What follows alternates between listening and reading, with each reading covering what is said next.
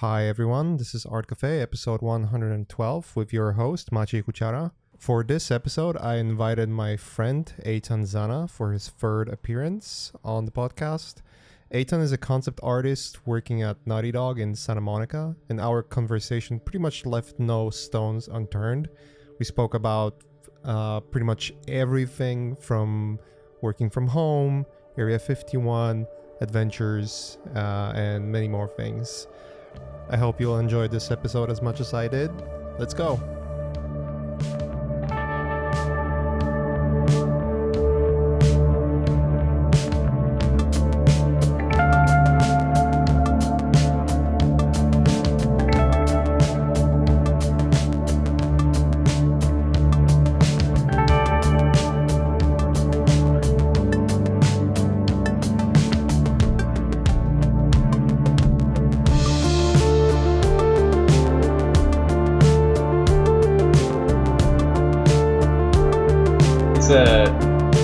It's an awesome time to like catch up on everything, man. Like all my to-do lists and stuff. Like we did so much house stuff and like, you know, a lot of reorganizing things that we were like putting off forever and like decoration stuff that we're just never gonna get to. But right, like it is cool in that sense to like we reorganized our entire bedroom. We're like, what if it was like 90 degrees, the whole bedroom, and it's like way better now, but we probably never would have tried that because it's like a whole pain in the ass to like redo everything. But what else? Like we're not wasting time. We're literally like, this is day 28 for us. Yeah. I know you don't, you live so close to work that the commute was never a problem to you. Oh yeah. My 10-minute walk. It's like, oof, rough.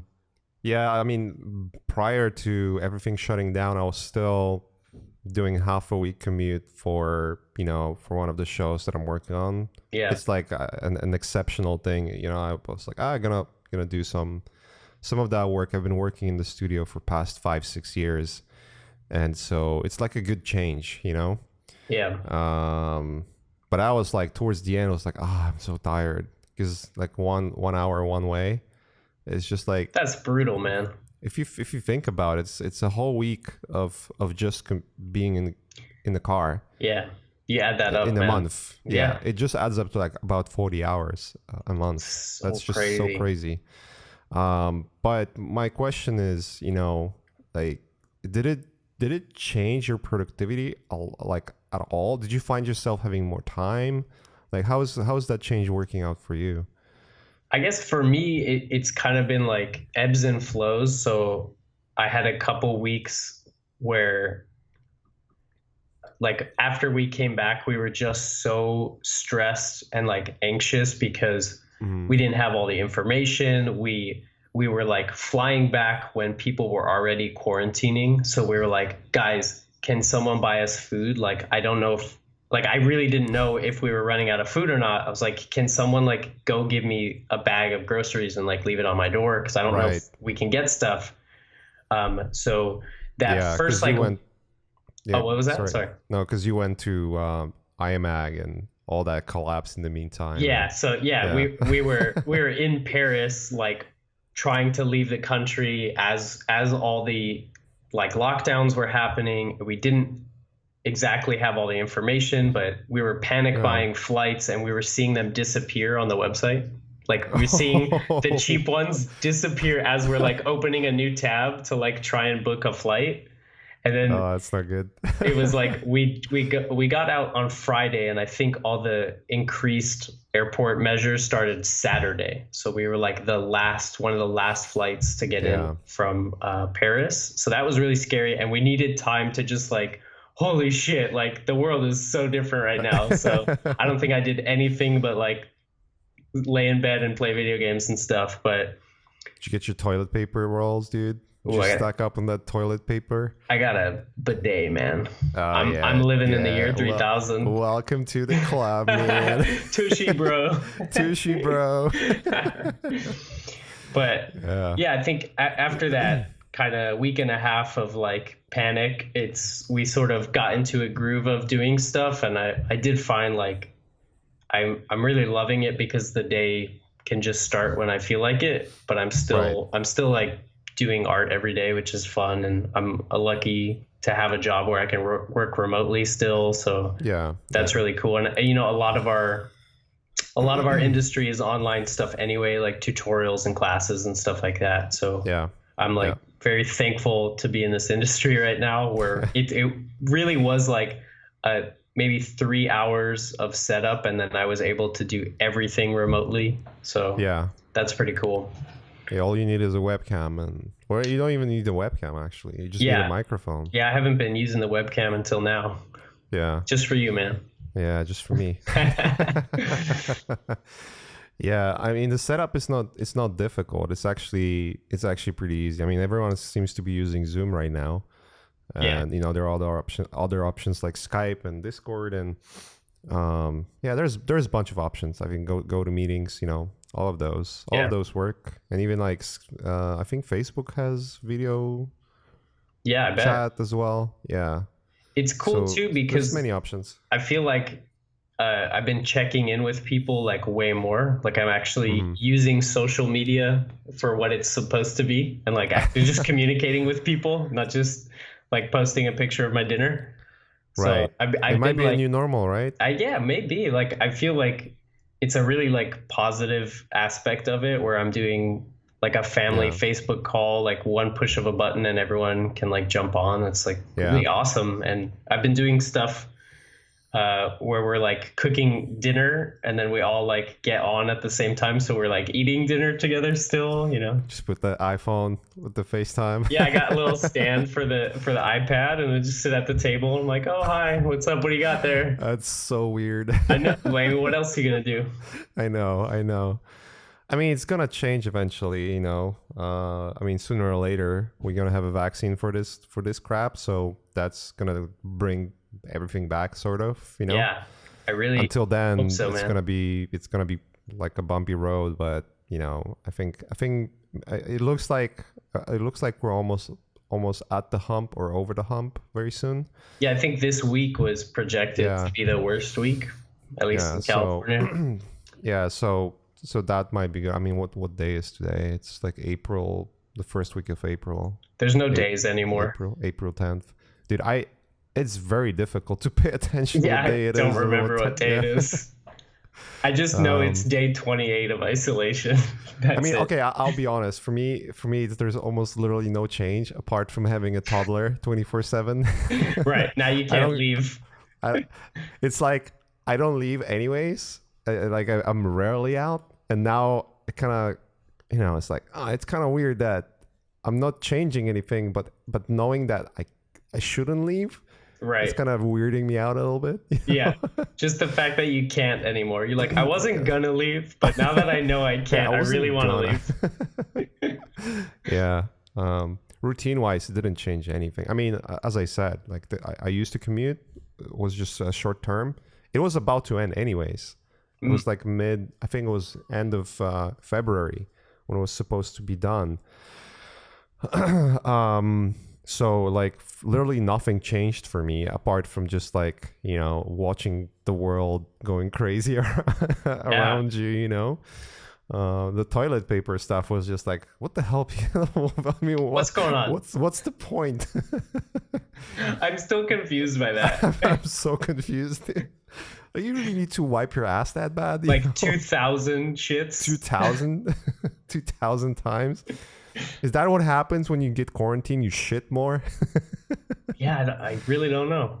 I feel like maybe I'm eating less. Like I'm eating worse food, but I'm eating less because I want comfort food all the time. So I'm like, and it was my birthday, so people like DoorDashed me treats, which was really nice. So I got like a knock on the door, and I open it. There's nobody there, and there's like a box of like cheesecake. I'm like, oh, cool. That's funny. Yeah. We had two quarantine birthdays, so that kind of sucks. And yeah. Once you have kids, I bet you know it's not fun for teenagers, like missing prom and all that stuff. So maybe they can do like FaceTime prom. I don't know, or TikTok. I'm sounding TikTok really old prom. now. Yeah. These kids, what are they using these days? What those kids are doing? I don't understand. They use computers for everything. Yeah. Your voices are getting better and better, man. Oh, they've always been terrible. Again, no change. It's kind of like static for me. It's awesome. Yeah. Did your like daily schedule change at all? Or I mean, you used to just go to work, right? Now you kind of, I guess you guys have set up meetings and all that. It's one of the things actually that's really encouraging to see. And you know, I feel bad for people who are losing work right now. But I've been saying this a lot. I mean, you know, we are in the industry that it's getting affected, but it seems like it's not as affected as other industries are.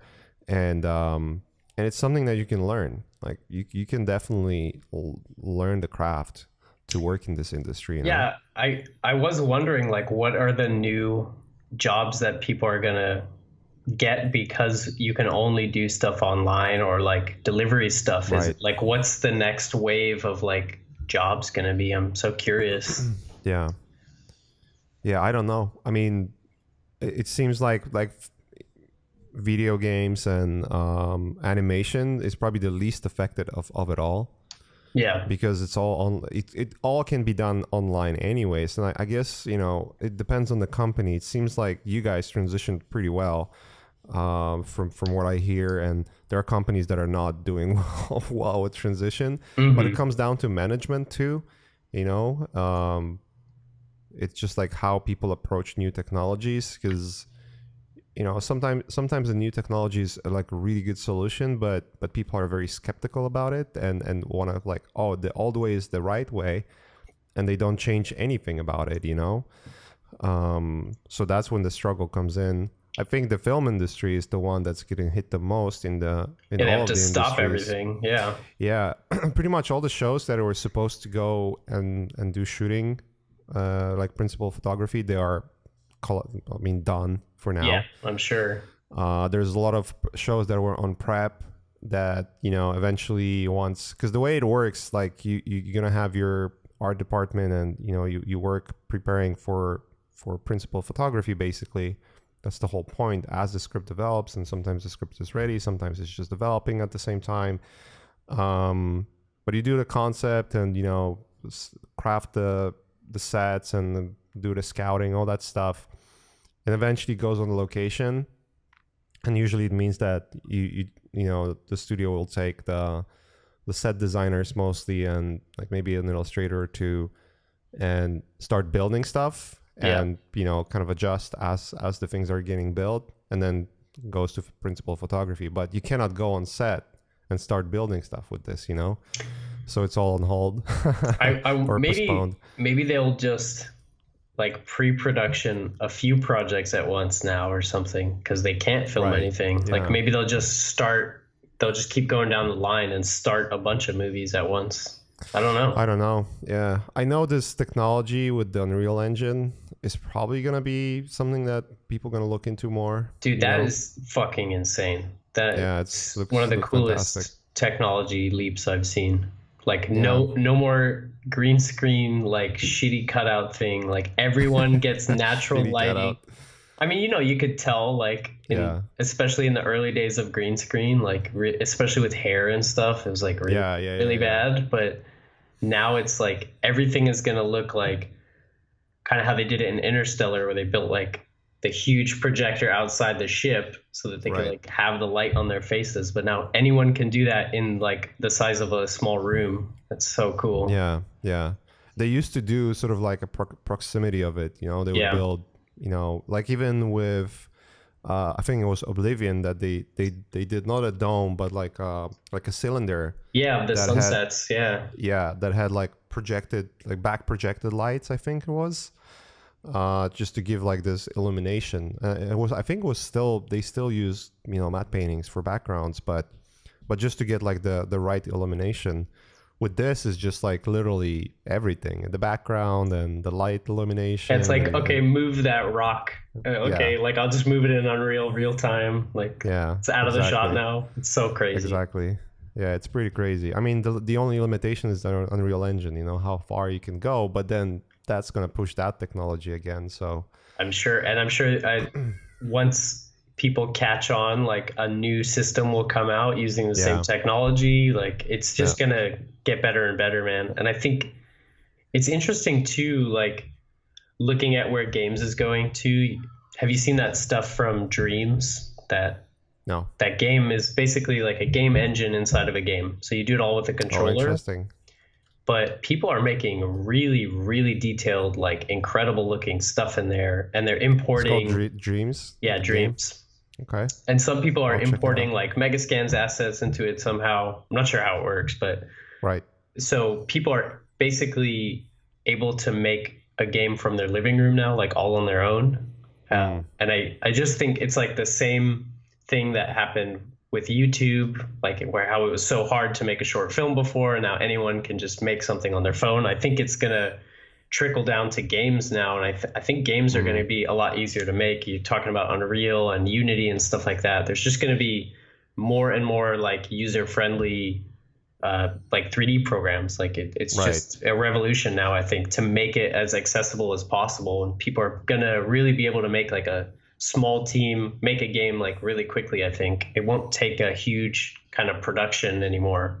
Yeah, yeah. It seems all going that way where the production itself becomes like really streamlined and much smaller. Yeah. I think Yeah. there will still always be the blockbuster games for sure, but I think we're going to see a lot more of the like medium tier games and like Yeah. indie games as people are able to like understand the tools in a matter of weeks and stuff. They can just make something like from scratch. It's kind of crazy. Yeah, like or even when you mention megascans, you know, like Yeah. just looking at that alone, that just like adds so much quality to visuals. If you do like nature visuals in your game, and you now all of a sudden you don't have to build like half of the assets for it, you know. You Yeah. can just literally use what's there. It's almost like kid bashing your game into existence, you know. I played a game actually that it was like a free game that this guy made, and he used all their Iceland stuff, and it's just like a walking game with like orchestra soundtrack, and you walk around this whole environment of Iceland, and you have a camera and you like take a picture basically to make a save point of where you are. But that's like Right. it's just like maybe a 15-minute game where you just walk around and it's all mega Yeah. scans. So cool though. It's just one guy though. Like imagine Yeah. doing that 10 years ago. That would be an ordeal. Yeah, for sure. To say the least. Yeah, so that's definitely changing. I feel like video games and animation is probably the least affected right now because it's all, you know, you don't need to have people physically in one spot to do the work, you know. You can always all of it can be done online. I guess the biggest hurdle for most of the companies, and I've kind of been through that already, is like, you know, setting up VPNs, making sure stuff is secure, but you know, they have smart people to figure that out. So Yeah, all that stuff got ironed out in the first Yeah. couple of weeks. Yeah, I remember people were like jumping into Zoom classrooms because it's just like slash and then a couple numbers, so you just guess and then you could go to somebody's room. But it's funny. Everyone's figuring it out, and I bet if you're the Zoom CEO, you are buying your third helicopter now. Fucking everybody's on Zoom. You know, if you were smart, you would have invested in Zoom stock. I should have invested right before it went up. I mean, I think they went up like 30% or some, Whoa. or more. I should have invested in this company I'd never heard of until like a week ago. You're right. I used to use Zoom for work before. Oh, really? Yeah, I did. Yeah. I'm not used to doing anything remote, so. Again, no change in my world. Yeah, exactly. You just shut the blinds. You're like, oh, what's that explosion in the distance? I don't care. Yeah. It's like, hey, what time it is? Shh, it's nighttime.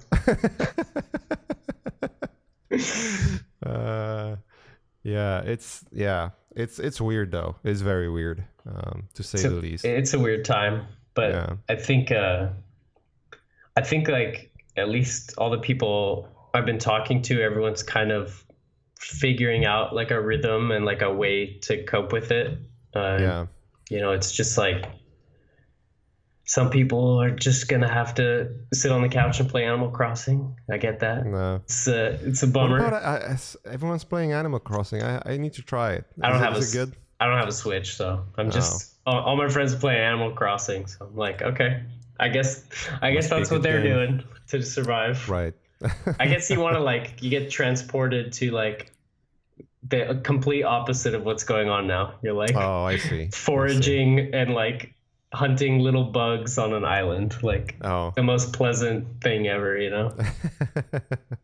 I don't have time for that, man. You don't have time for pleasant things anymore. No, yeah, it's just grind. So you didn't have like any interruption in your work, really? You just worked this whole time? No. I've been lucky. I've been very lucky because the projects I'm on they're still on.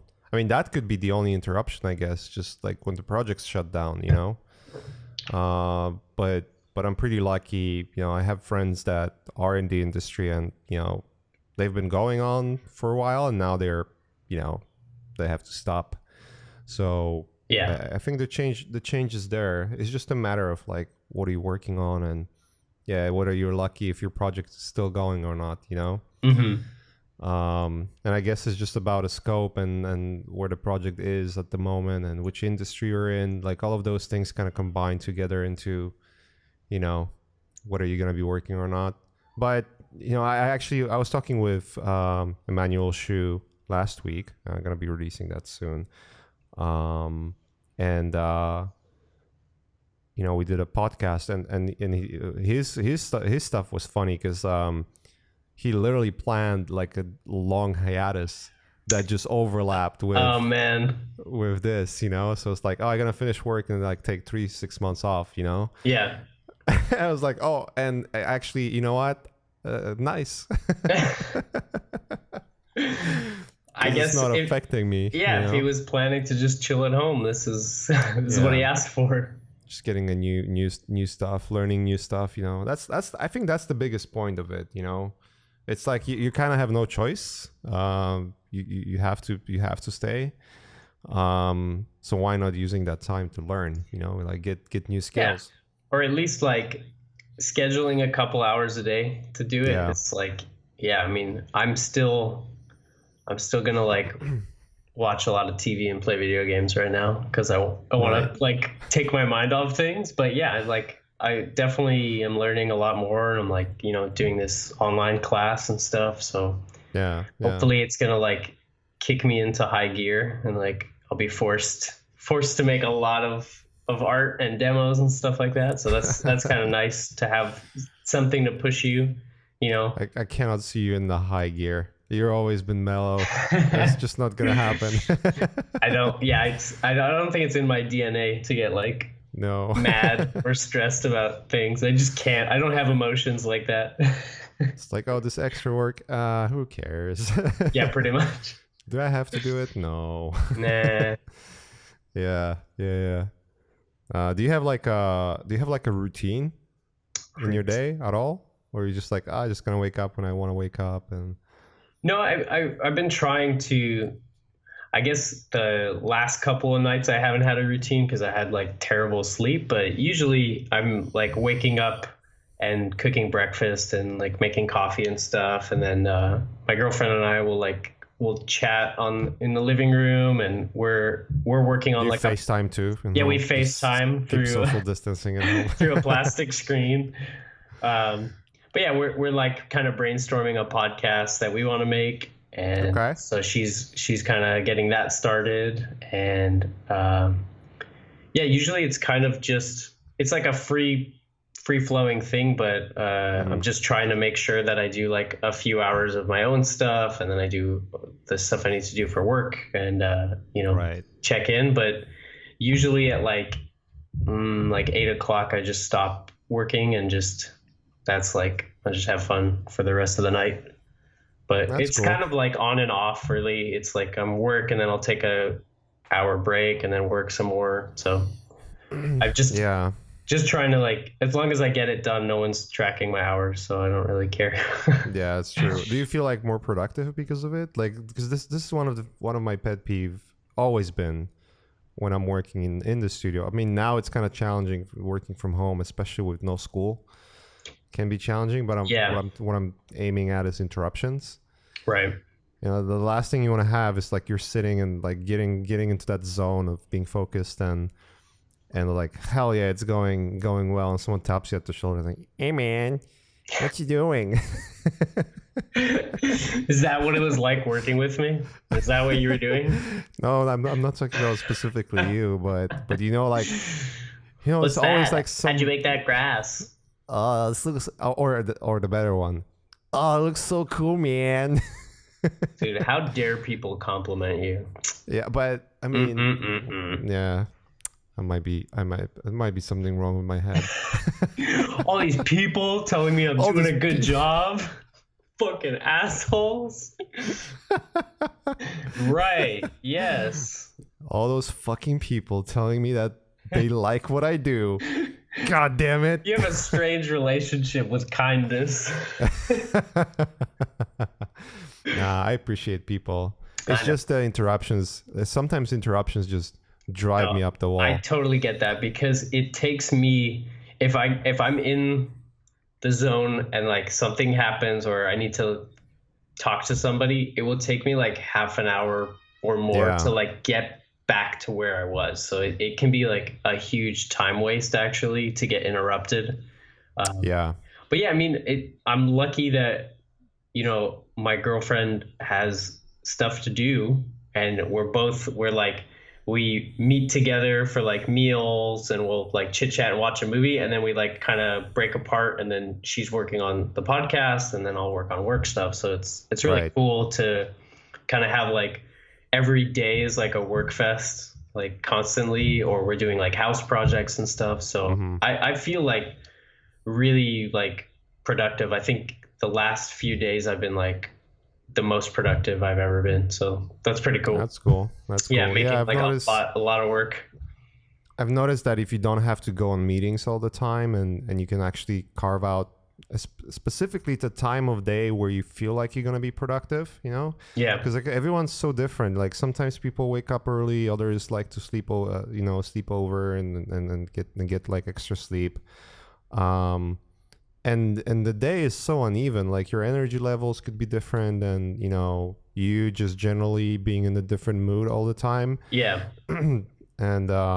And sometimes like when you can actually hunker down in that moment where you feel like, oh, I want to get something done, and then it clicks, like your productivity just skyrockets. Yeah, it does feel like the same energy like when I was in school, like because you're forced into an environment where there really is nothing to do but make the art. You're like, Yeah. okay, yeah, like it is also cool that I get to decide my whole schedule too. Like it's not a typical 8 hour day. It's like 2 hours Right. on, 2 hours off, like whatever I feel like it is my Yeah. schedule. And there is not like a 5 day work week or an 8 hour work day anymore. It's just like whenever I'm in the mood, I do art. And when I'm not, I just like kind of listen to that. And I'm like, okay, it's time for a break. We're going to do something.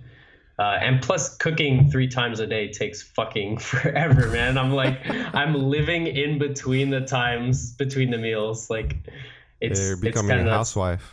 yeah. Well, I really like cooking, so I'm offering to do all the cooking, but That's good. it is like crazy how much time it takes to clear the kitchen, do the dishes, start Yeah. cooking, do the dishes again, and you're like, wait, it's time to eat again. Fuck. Especially if you're a foodie and you like to have like some different stuff all the time. Yeah. There's something cool about cooking though. Like just being close to food and sort of, you know, kind of Yeah. seeing it develop from this raw ingredients into something you stuff in your mouth. So eloquent. Yeah, I really think like I've never cooked nearly as much as I have now, and Right. I've always just kind of been interested in cooking, and I have a lot of cookbooks, but now is the time like where I'm actually getting stuff. And yeah, my girlfriend made me like cinnamon rolls and then carrot cake for my birthday, so I had like breakfast cake and lunch cake. She's like, I have nothing to do. Like, I'm gonna bake you like a ton of shit. So I'm very lucky. Every meal comes with a cake. Pretty much. She's the dessert chef. I'll do all the regular food, but she does all the desserts. She has like the most sweet tooth out of anyone I know. Yeah, I cannot eat sweets, dude. It just makes me go explode. Yeah. Makes you explode, huh? Yeah, not literally, but in terms of size. I just like Oh, I look like I had a septic shock to like being stung by bees or something, you know? Whoa. Damn. Yeah. So You you're know like, what I mean? you're I like, mean, you've seen it when you joined Nutty Dog, man. You've seen how I was. yeah. You remember how I was? That's true. That's true. This fat slob in the chair. You lost so much weight though. You Yeah. lost like a crazy amount of weight. Yeah, a lot. That's when I went to a doctor after getting like a, bad back. Like I had something snapped, and I went to a doctor, and low key, there's a little bit too much fat around your spine. It doesn't hold it up. It was like a low key, you're fat. Your spine muscles are not holding the weight. It's like, whale blubber? It's not that, but it's close. It's whale blubber adjacent. You're almost there. So maybe we could tone down the sweets. Yeah. It just feels better too. Like not eating sweets, just like you don't get the crashes and all that stuff, Definitely, dude. What about the podcast? Is that something you guys want to do? Like, what is the podcast? Can you spill some beans? Oh yeah, it's not like our podcast at all. It's just stuff that we both find really interesting. So it's like different stories. It's all true stories, but like unsolved mysteries, like archaeology stuff. And I'm trying to think of like how to explain also, like it. researched. Yeah, it's all like kind of like an adventure-y podcast. So it's like a lot of historical, like crazy stories that you never really heard of that we're like kind of doing deep dives on. So for about 6 months, we've just been like sending each other like little articles and stuff. And so now we're sort of compiling it and we're doing like, we're breaking it into themes for each episode that we like. But a lot of it is like really crazy, like planet Earth stuff where it's like, have you heard of this tribe, in Papua New Guinea, this crazy thing, or this guy that disappeared in the Amazon, like Michael Rockefeller. Did I ever tell you about Michael Rockefeller? No. There's a documentary about it that's really cool called Finding Michael Rockefeller. He's the son of the Rockefeller family, and he was like the black sheep, and he basically, escaped from that whole life, and he did a lot of, he's just hanging out in rainforests a lot, basically. And it was a mysterious, probably mysterious like shipwreck. And his friend survived. And he's like, I saw him swimming to the shore and then I lost him. I don't know where he went. And then so this crew is basically going to all these remote rainforests and stuff and talking to tribes. And they're like, have you seen like a white guy, blah, blah, blah. And they're like, we didn't see like a guy with glasses, but we saw like a white guy with a big beard and like squinty eyes. And they're like, what? So they're kind of tracking him down. So he's kind of like my Bigfoot. Like, I think he's out there, but there's a lot of like really random small evidence that he's actually there. But it's such a cool story that he's probably like living with them somewhere. Or maybe a puma just... Yeah, probably. That's very likely. But the craziest thing is in this documentary, they're filming the tribes going by on a paddleboard, like hundreds of them going by. And they have this footage. They're watching it in New York. And it's like old 1960s footage. And they're like, oh, okay, let's just watch it. We haven't looked at this stuff in a while. And there's like one old white dude at the like way back, like on the paddleboard, like with them, a huge bushy beard. I'm like, what the fuck? That's probably him. Like they couldn't find him, but damn, he was probably that sounds alive. Fascinating. Do you guys have like a release schedule for it already? Like, you guys thinking about when it's gonna go out? Because it still sounds like a lot of preparation too, like finding stories and and making a conversation out of it too. Yeah, we didn't even start recording. There's like so much research to do because a lot of these stories are like folklore, so it's kind of hard to get. Like some people just will take the headline and then hypothesize what it is, but we're trying to like kind of research it with a few different sources for each thing. But we're thinking the podcast will be called Curio. Okay. I don't have a release date yet because we didn't start recording. But yeah, of course. It's just like, I don't know, cool, Uncharted-y kind of. Yeah, it sounds stuff, like it. You know. It's like Eytan's Fortune. Yeah, exactly. It's a lot of like cursed artifacts and stuff like that. So yeah, it should be interesting. That sounds fun. It's just it's a lot of research though. Sounds like a lot of work beforehand just to get it going. That's her job. Well, I guess it's just like the setting up whose roles who, you know. Yeah, we're each kind of like picking the stories we're interested in, and then we're going off and researching, and then we're on the podcast, we're gonna just kind of explain it the way I explained it to you, like just kind of a 10-minute story each, and then that'll be a really short episodes, but just kind of interesting things that you maybe didn't hear about. Yeah, it sounds fun though. Yeah, I don't know if there's I'm pretty sure there's over 1 million podcasts out there now. Yeah, I'm sure somebody. I'm pretty sure someone's doing it, but it's not. Yeah, maybe they don't have Eytan's clout, you know. It's basically starting from scratch when you're in the podcast world. I don't think there's not like I don't know if all my followers are gonna come listen to my archaeology podcast all of a sudden. No idea. But you know those Rogan episodes where it's like some Egyptologist talking about, those are always my favorite ones. So yeah, those are fun. Yeah, I was like, what if I could do like a 20-minute version of that, where it just kind of boil down different interesting stories, because I have no like actual authority or education on any of this stuff. I'm just reading Wikipedia stuff and just saying it's cool, but it's just stuff I'm interested in. You're like a little bit of research, a little bit of bro science, a little bit of armchair. It's a lot expertise. Of like bro archaeology. Brocheology. Brocheology, yeah. Like, bro, did you hear about this black coffin that they found in Egypt? Oh my god. Yeah, are you gonna go into like the Area 51 and conspiracy theories? So we were saying like from the start, like we're not doing any of the like unresearched shit. Like we're not doing Sasquatch, we're not doing UFOs. Like I want stuff that people can go, like once they hear about it, can go research. Okay, in 1850 this happened. Like I'll go find out about it. But yeah, the Area 51 is interesting, but yeah, I'm not going there. You don't have a fun crowd of listeners. Dude, I actually went to Area 51 for my birthday when I was like 12. I was like so obsessed with UFOs.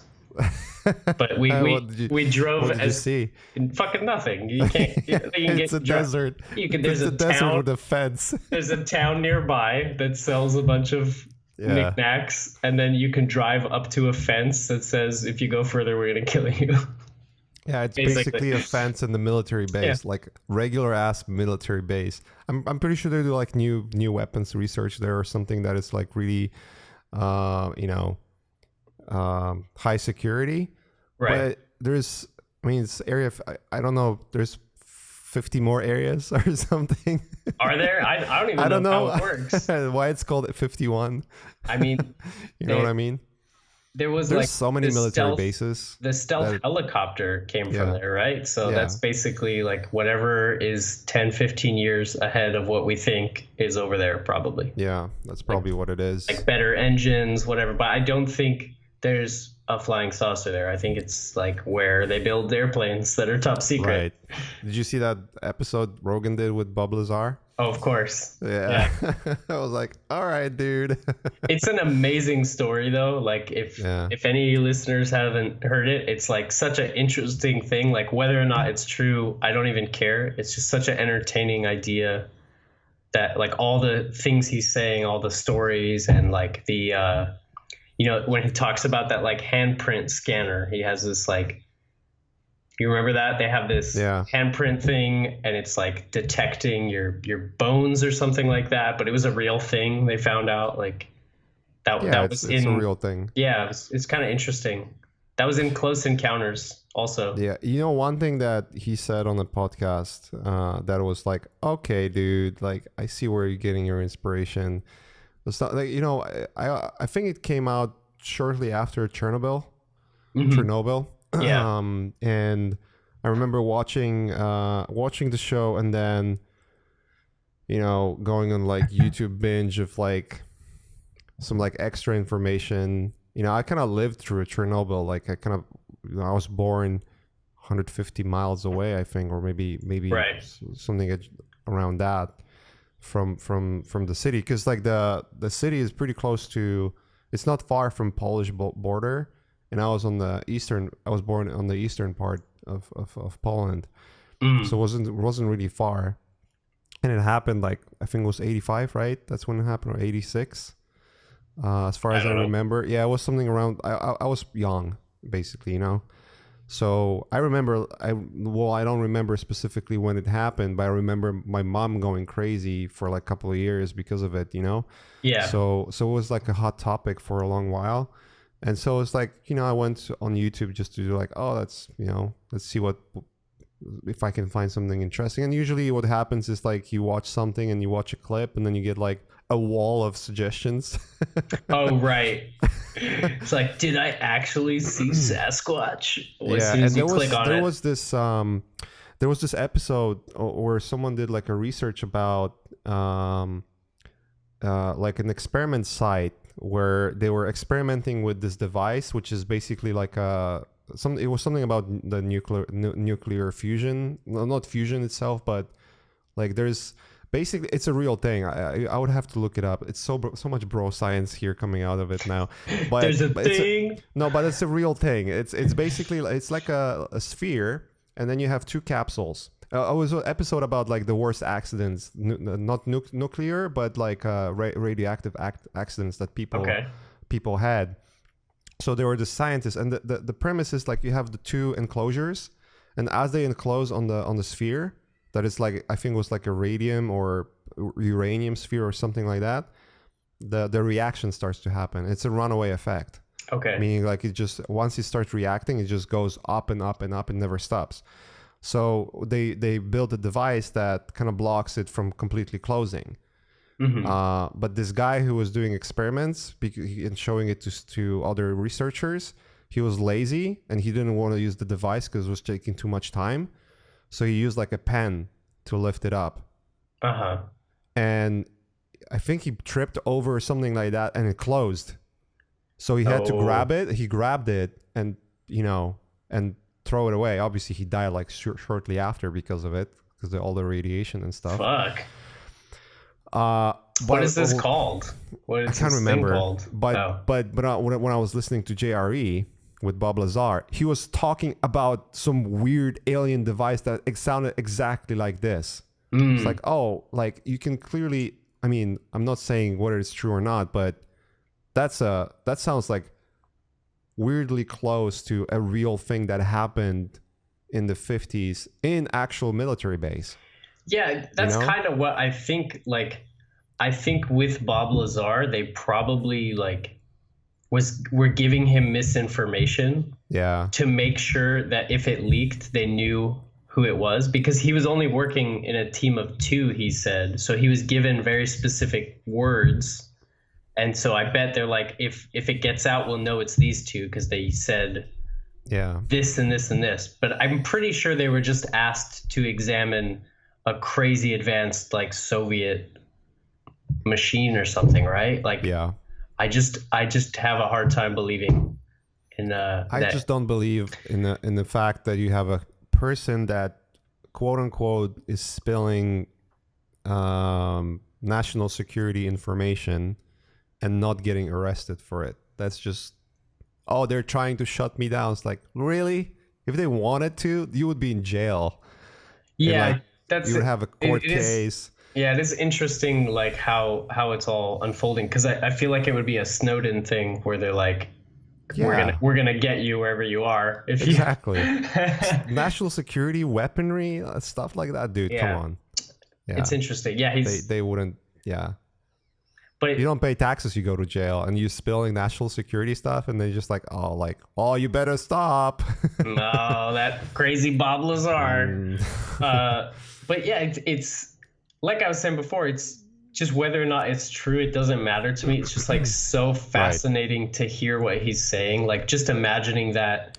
I just wanted to It's see a cool like story. yeah, like I wanted to see a mini series because there was so many like environments and imagery that he was describing that would be so cool. Like he said he saw a shot of the hangar and there was like 8 different aircraft there in different states, and one of them was like it looked like they unearthed it, like it was really really old. I'm like, that just as an image, that's so crazy that they're like excavating a pristine alien saucer from the ground. Like what? That's so, I want to see that movie. That'd be so cool. It's like That sounds like X-Files, fun. you know? Like Yeah, I'm always pretty interested much in that X-Files. stuff, so I want to I see love that. X-Files, dude. Come X-Files on. was like it was all over the place, but I love it.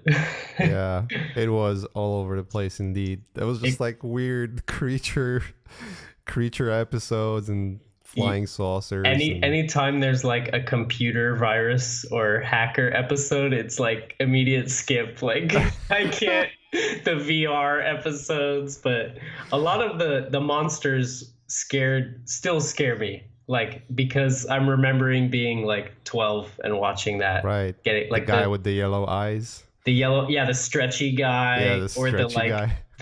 the what's it called? The lamprey thing, the like underwater guy with like the round mouth, you know, with like teeth on all sides. I forget what that was. Oh yeah. He's like yeah, in I the remember sewer. that one. Yeah, he's the like, sewer and they're guy. just shining a flashlight on him. That was like the scariest shit I've ever seen Yeah, that was at the good. time. You know what? Which episode was the scariest to me? It was the one with the little bugs in like, it was Montana or something, where they cut down the tree. I was like, oh fuck, because like, it's this was the one of the episodes that could be plausible, you know? Sure. Like, what if that really happened, you know? Yeah. So that was kind of cool, and it felt like very eerie and whatnot. Yeah, those are good, man. I need to rewatch that stuff. It's like when you're binging for like a month because there's so many. There's episodes. like 11 seasons or something. There's no way. Yeah. There's some really good stuff there. There was that one where there was like pregnant women and they were getting injected. Do you remember that? And then so their babies were like hybrid aliens. Oh yeah. That was so creepy. As a kid, I was like, "Oh my god, the doctors are in on it!" Like it was such a scary idea that doctors would be evil. You go to pediatrician, it's like, I don't want that shot. Yeah, exactly. And like I think maybe Scully was pregnant or something, or like some character was pregnant, so they're trying to go to a hospital, and every time they like. Yeah. Oh, don't worry about it. Yeah, okay. I'm here. Every time they got the other there. camera overheats. Got it. I guess we'll cut this part out. No, we'll keep it, man. This is cool. So it's just like I'm just in this little corner here. Let me see if I can restart that stuff. I need to change that camera because it's overheating. It's like the other oh, there you are. SLR that I have. It's overheating, and it's just like, yeah, it's just shutting off. The main one is still on, so. Look at that camera quality, look at man. that camera quality.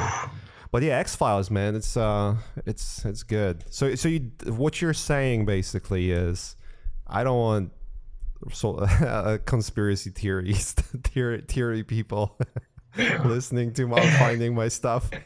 No, not at all. Like I want the people that liked X-Files to listen to this podcast because I think it's as close to those weird stories, like the weirdest stuff that we can find. We're doing a podcast about that. No Sasquatch though. No Sasquatch. But like, so another one, like as an example, there was this, I think it was like 1850, and somebody found in Scotland, they were like, kids were playing around and some boulders collapsed and there was like a little cave, and they found these tiny coffins, like 6-7 inch coffins with little mannequins in them.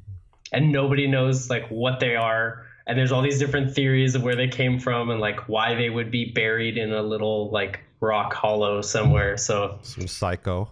Yeah, I don't know, but it's just stuff like that where you're like, what the fuck is that? So Yeah, we're kind of just taking all the stories like that we can find. Yeah, like, you know, the Nazi gold train. You heard that one? Oh no, dude, save it for podcast. Yeah, I'll save it for crap. podcast. Just like lots of stuff like that. Stuff that would be. You're so excited about it. Yeah. You know, you guys gonna be like, hey, you're nerding out. This is what I nerd out on. Yeah. Yeah, it's funny. That's funny.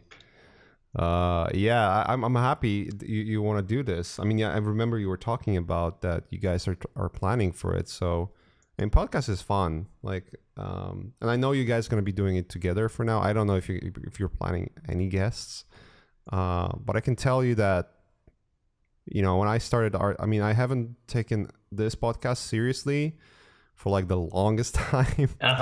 Meaning, like, I was taking it seriously enough because I always wanted to talk with friends, and, you know, when I'm home and talking to people that I just don't have time to meet personally, or they're like literally all across the world.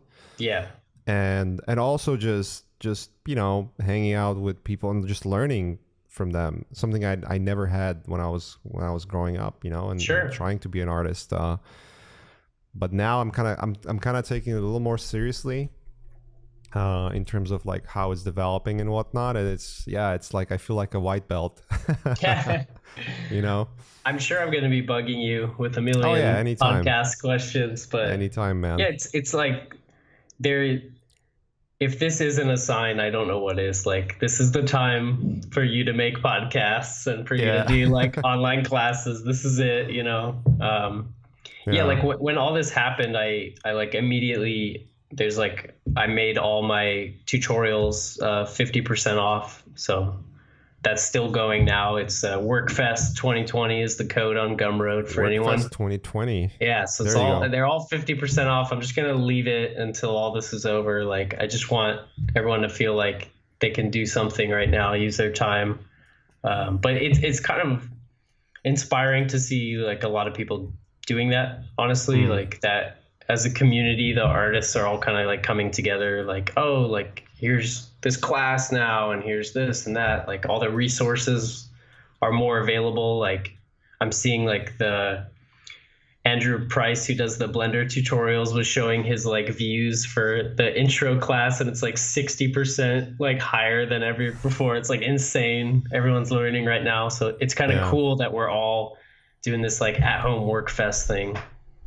Yeah, we did the same thing with Learn Squared. Basically made all of the lesson one or all of the classes first lesson basically free. As soon as you sign up, you can just watch pretty much.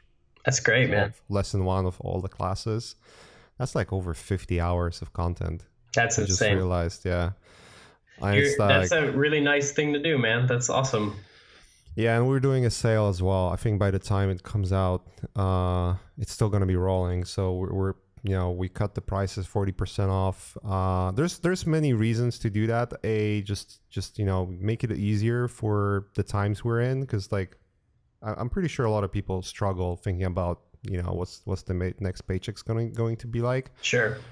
But also just like for us, it's also like making sure that it's business as usual. So, working with the people we work with, right, making sure that they get paid, nothing is interrupted for them, But so yeah, it's like he said, like our whole industry is pretty much working remotely anyway. So it's not like, I mean, a ton of people are losing their jobs in this industry. It's like most people are like transitioning or like just doing a different way. So I don't think it's like, a bad thing to try to, sell something right now. Now is like the perfect time. I feel like for everyone to be learning.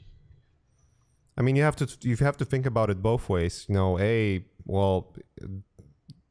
get a product that is just easier to get because it's cheaper, and B is whoever is working in the company is getting paid. That's just as simple as that. Sure. So it kind of works both ways. But Yeah, I would say. I mean, I've been talking about this all the time, and I guess everyone's sort of like saying this and been saying this ever since this started. Is that it's literally the best time to learn, because like you have nothing else to kind of lose, you know? Yeah, this is all the shows I've been putting off, and like the backlog of games and stuff like that. Backlog of life, really. Like we made a to-do list just for Corona. Yeah, just Corona like list. stuff to get, like that closet over there, that's getting organized finally. After 2 years of just shoving shit in it. What's your prediction on like how the lives? I mean, because eventually everything's gonna go back to normal. It's not gonna be exactly same how it was. Obviously, like handshaking. I guess that's well, no one's gonna be doing that. Are we all gonna be germaphobes forever? Because I feel like I'm so weirded out now by touching anything. I like don't want to be in a crowd. I wonder how long that. Like, are people gonna want to go to concerts and stuff right away? I don't know. Completely not related to Corona, but related to germs. Like being germaphobe is not healthy at all. No, it's just not. You know, like all the kids that played with shit when they were they were young, they just don't get sick. You know. Was that you? You playing with shit? What do you mean all the kids playing with shit? I was sick like hell when I was a kid, so yeah, it wasn't. You know, me. when you were a kid and you had a piece of shit and a stick as your best friend, right, guys? Right, guys? Right. Relatable. Yeah. That's what we called an action figure when you were little, right?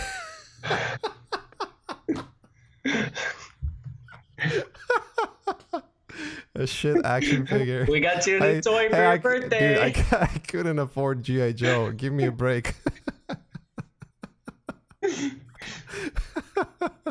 found a really nice piece for you today.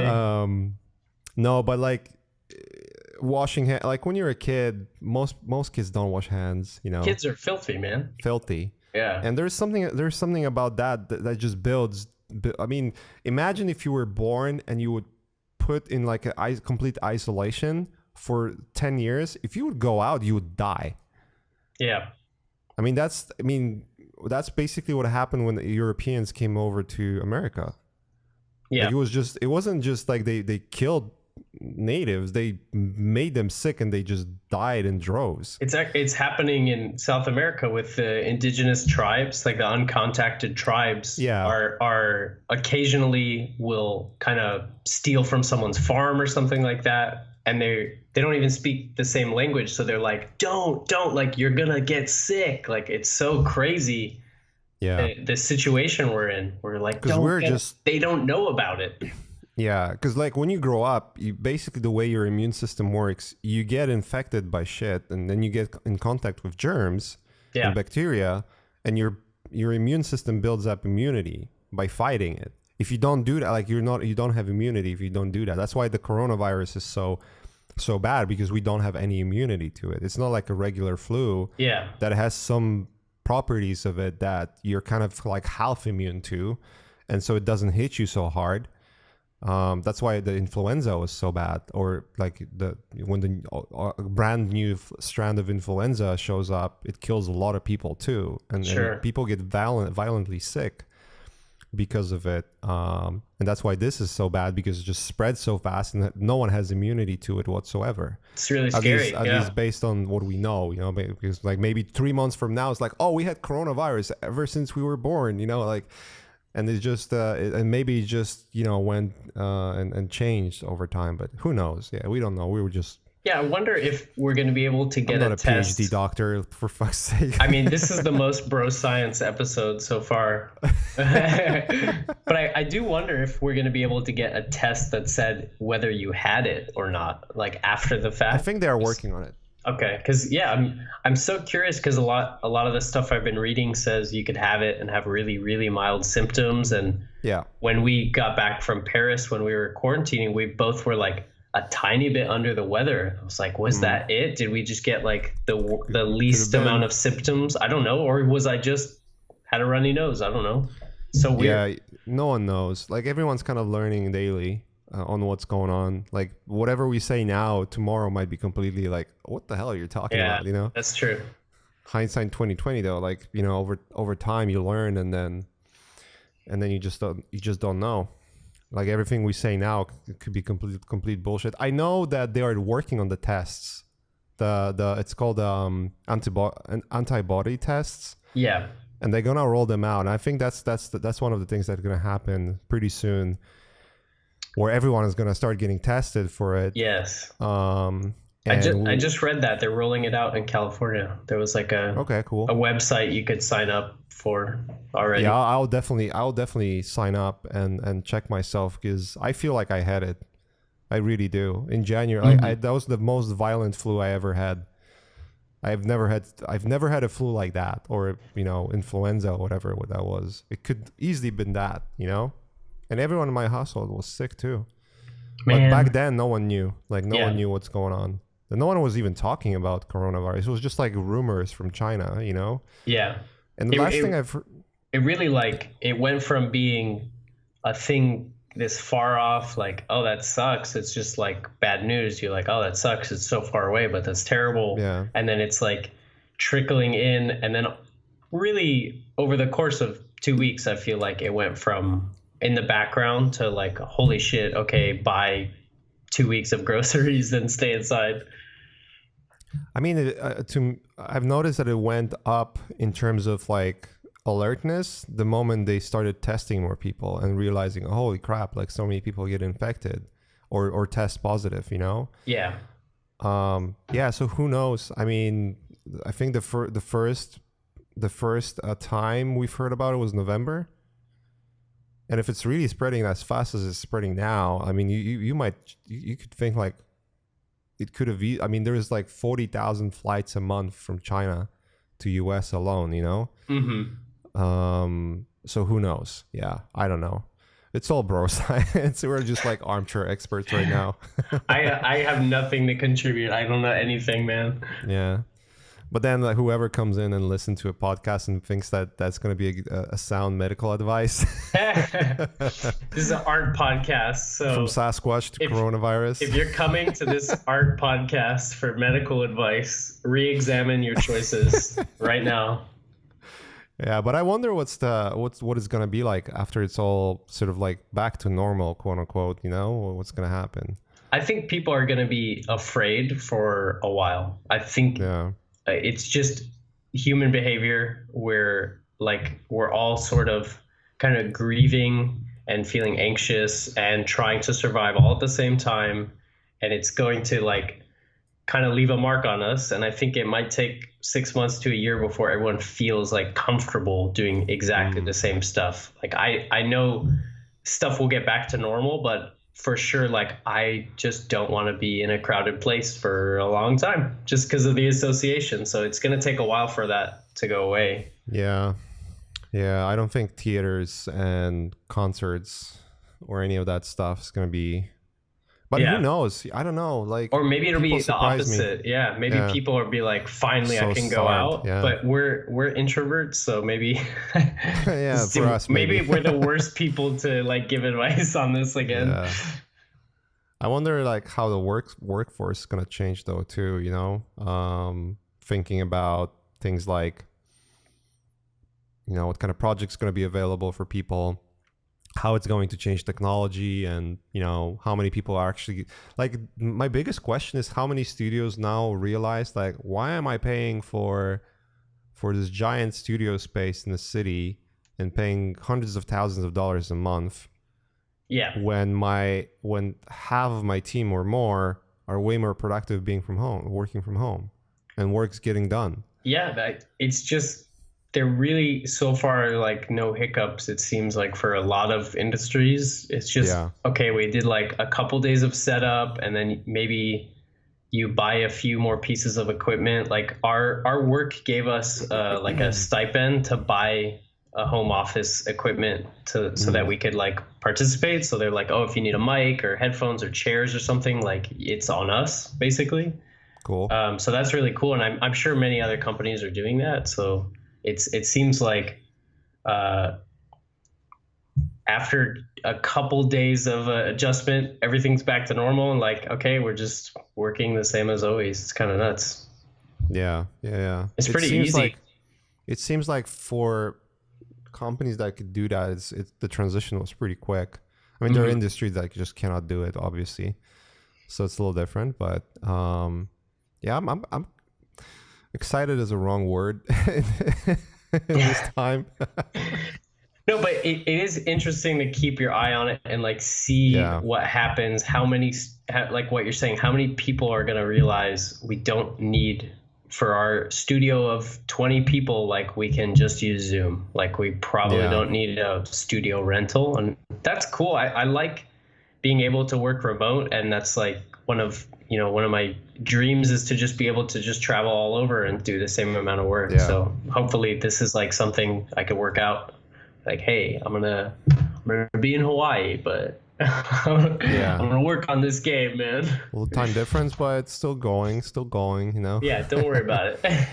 Yeah, don't worry about it. Yeah. To me, the biggest part about this is the fact that and that's just being very selfish about myself, honestly. The fact that I can just craft the time of the day and the time in which I'm going to be working exactly the way I want it, you know. It's a luxury, yeah. Yeah, and so for instance, like the way I found it best, and that just works for me specifically, and if that can be a useful advice, that's perfect. But I don't know if that works for everyone. Everyone's so different. But for me, it's like I've always been trying, when I work with clients, I've always been trying to say, you know, I start on something and then like you will see updates tomorrow or a day after. I never do like end of day, because like just you know, sometimes you're just not inspired or might be struggling with ideas or productivity. And then it kicks in let's say in the evening. Totally. But you're already supposed to deliver, and now kind of you look like an asshole that haven't done much. You know? Right. Whereas if it's like if you deliver next day, even if you're like, okay, like I kind of this day was kind of crap, but I still have like a couple of hours left, so I can add those extra hours to make sure that, you know, I don't look like an asshole. Sure. Basically. But it's cool to be able to say like, oh, I'm not feeling it right now. Like I'm not going to work in the morning, and then I'll work in the evening instead, because you just have to get it done now. So it is really awesome. Like we're super lucky that we're able to work in an industry that allows that. Like they just, in the end of the day, just want to see an image. So just whenever I can get to it, that's when I get to it. Cause there's so many distracting things right now. It's like, I got to go to the grocery store. That's a whole thing. I got to like put on a mask and shit. And, you know, so I just love the freedom that this is allowing, you know. That is like one of the silver linings of it. Yeah. I wonder if it's going to affect the middle management too, you know, like those people that are always constantly checking in. Yeah. Like, hey, what you doing? And it's just like, you know, sometimes you just need time to develop ideas. And maybe that's going to change like the way things are done as well, you know. What if by the measure that you don't have, I mean, let's be clear. Being in the office and talking to people, that's vastly superior experience in terms of communicating. Sure. You're like, if you want to ask, you go, hey, can you look at it? And then you look at it and then you're done. You don't have to set up a meeting and, you know, all that stuff. Right. It is an interruption. There's always a trade-off. Because like maybe that person is busy, now I'm interrupted myself, kind of, you know. Because I was expecting a different result, but you're there longer, so maybe it all evens out, you know. Right, but maybe in this situation, it's like I don't have to check in every 10 minutes. I can just literally get answer the next day. You know? Yeah, it could. You know what I mean? We could just wait. It could be okay to not see it right this second. Sure, I agree. So I wonder if that's going to be a change, because that's one of the most frustrating parts about working in this industry. It's just like the constant check-ins and like not giving you time. And I've been lucky with mostly working on projects where you have time to develop ideas. And Naughty Dog's been awesome at this, actually, because there are times where you have to like really, you know, work a little harder and crunch a bit and get some things done quicker. Sure. But for the most of production, we really, you know, looking back at The Last of Us, the original first one, the first and only.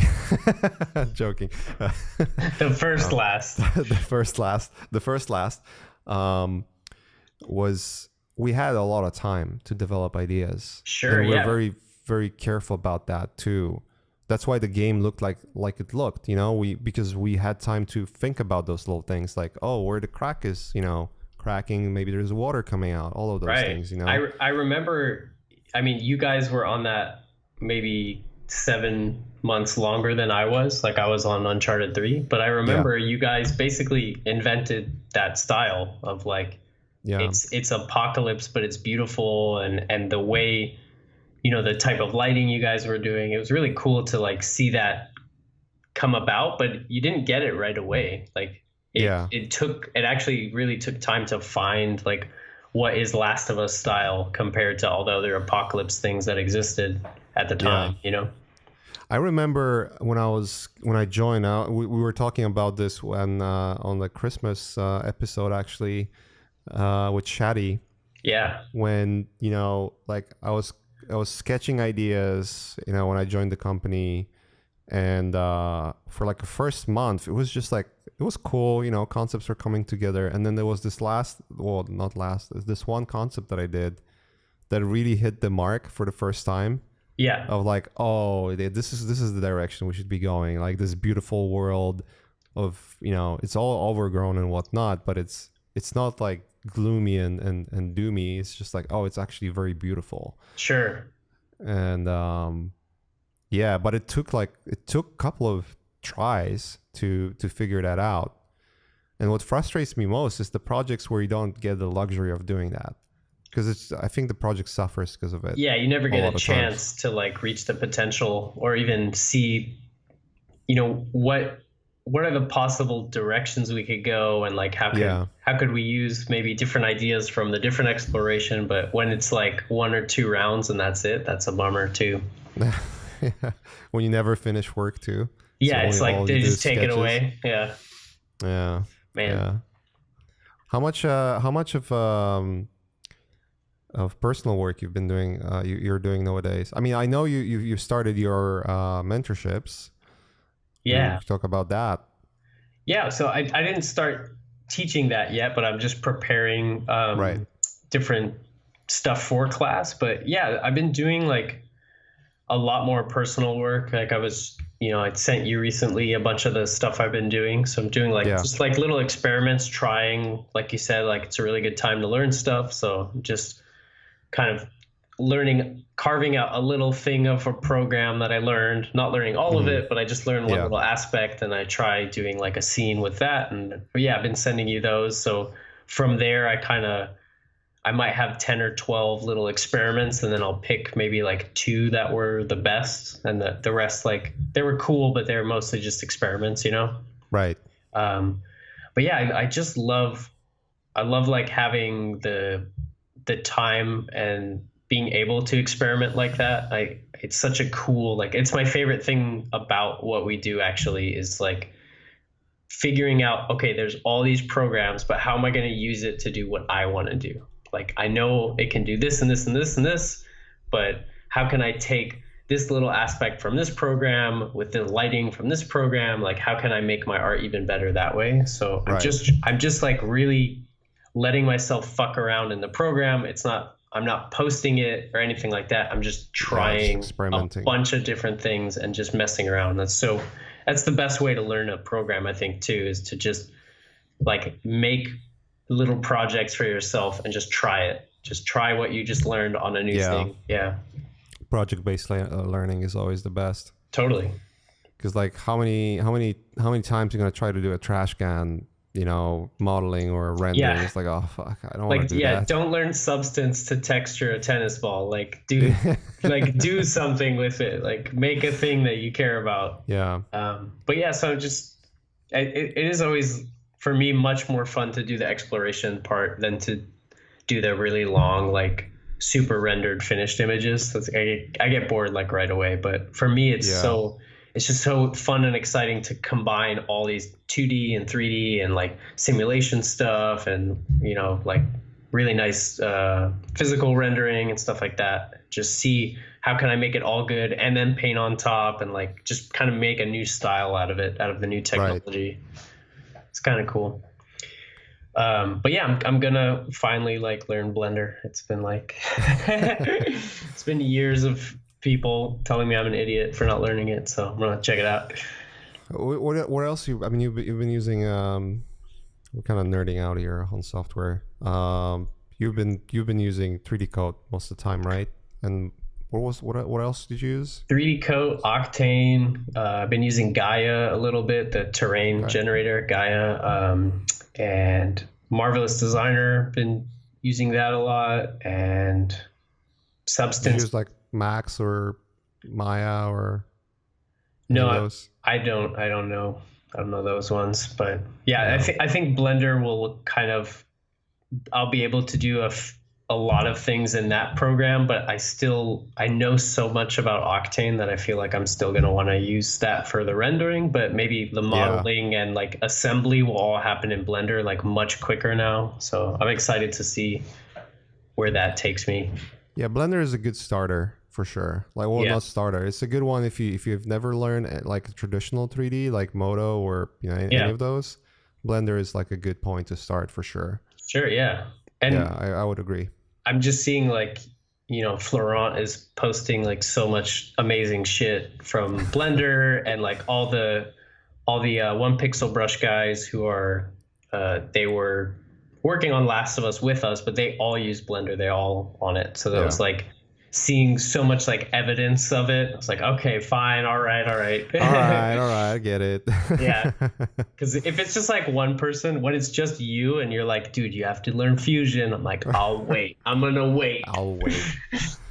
I'll let the jury speak. Exactly. But when like 20 people tell you to learn Blender, maybe it's time. Yeah, Blender's good. I've been learning it a bit. I stopped actually because it just doesn't work for what I need it for. Like I get that from 3ds Max, so yeah. I think you're like the outlier where you already know like 10 things way better that can do all the things you want specifically. Yeah, there's certain things that Blender is better at though. Like I clearly noticed that, and I use it for my current projects, like not personal ones, but the professional ones, Yeah. So I had some really good success with that. It's just some in some areas it's lacking what I need, I totally get that. That's about it. I'm sure there's like it's just a tool. Plus and minuses to everything, but I just want to see. I want to at least give it a shot and see like what I can use it for. Like I was saying before, maybe there's just one aspect that I really need it for. I'm not sure because I don't even know what the potential is really. Like I just need to try it. Yeah, like I'm making a donut, so I don't know what I can do yet. I'm just making a donut. There's so much resources out there to learn it too. And all those plugins look super handy. I just want to speed up that assembly part of the workflow. Like, I don't think any of my other stuff is going to change. Like, I'm never going to really feel like I don't want to paint over renders. I just like painting too much. So I'm just going to see where the render can probably get a little bit better now. So that'll be cool. Better starting point. That's another thing that I've noticed that it used to be that we're all looking at the way software and trends develop, and you would see a lot of people like going from painting to like photo bashing, and then like from photo bashing to 3D, and then there was like conversation like maybe VR is the thing to do, Right. But now it seems that the market is so diverse that it really doesn't matter anymore. I really agree with that. I also feel like so many of the techniques and tutorials and stuff are going to become irrelevant really soon because everyone's going to like learn their program, and we're all as an industry, the floor is going to be like raised a little bit. Like everyone entering the industry now, when I talk to students, they all already know 3D. Like no one needs to be convinced anymore. And I remember having to do that 4 or 5 years ago, but it seems like everybody already understands that 3D is like part of this process now. And it really is going to come down to like your taste and your eye, because making something photoreal is not challenging anymore. Do you know what I mean? True. Like you can get an asset, you can put in a nice, really, really beautiful render. Cool. But do you know composition? Do you have good taste? Do you have good design? That's the stuff that I think is like really important more than ever now. Yeah. Because like the techniques everyone's caught up pretty much. Like it's not that hard anymore. You can learn Blender and do everything in one program. So that the amount of time it takes to get good at all this stuff is getting shorter and shorter as these programs are getting more and more intuitive. So I really think it's all about like, where are people finding their inspiration? What are the types of images they want to make? Like what's the new thing is going to be who has the best ideas, who has the best taste. Yeah, and software becomes much easier to learn as well. Like it just becomes so user-friendly over time. Totally. I remember V-Ray, you used to, like, you would have to have a calculator. Yeah. And like, oh, how many samples here? And if I oversample here, do I need to undersample? It was just like this weird calculation you had to do. Now it's just click and it works, you know? Right, because it was created by programmers, and it was made just to be the most like utility. It wasn't user friendly, but as it's getting more and more popular, they're like, oh, we need a UI designer on this, and we need to like really think about what's the most like simple way to do all these things that we've done in the past. So it is. There's going to be another Blender, I'm sure, that's even more intuitive, more quick and easy. Blendery. Yeah, even more Blendery. Of course, like it's not. This industry has never stayed, with one type of workflow. We're all evolving together. It's like this huge marathon of we're just seeing what's the next thing. Okay, everybody learn that. Just keep updating and stuff like that. Yep. But it is exciting, I think, because I do love it. Makes it so that you're like constantly a student, and you get to learn over and over again, and you get to kind of start from scratch on a new thing and see how that can be plugged into your workflow and stuff like that as you keep going. So it's always an exciting time when like you see a new thing and you're like, oh, I want to try that. What does that do? Yeah, it's like when Marvelous Designer came out. I remember I was like, oh, all of a sudden doing cloth simulation is easy, Right.